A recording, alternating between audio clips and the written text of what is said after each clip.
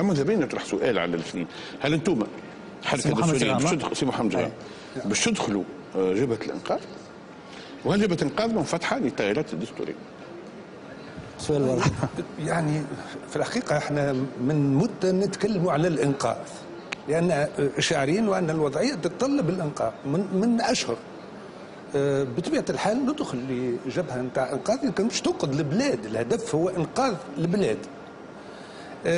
نحب قدام نشعر وان ماشيين في زنقه.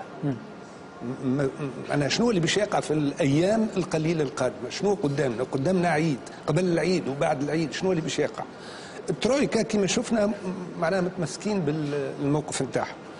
الأحزاب والمجتمع المدني فما تحرك نقول محمود بالنسبة للمجلس.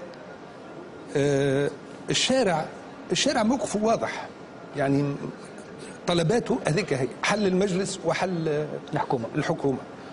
احنا هذا شيء يذكرنا شوية بالسيناريو المصري، لكن السيناريو المصري ما يطبقش في تونس لأن ما عندناش المؤسسة العسكرية وما عندناش السيسي.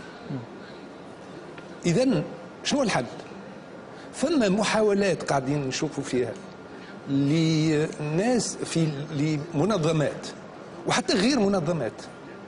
فما ناس يحبوا الخير للبلاد هذه وعندهم تصور، قاعدين يتصلوا على اليمين وعلى اليسار باش يحاولوا يقربوا وجهات النظر.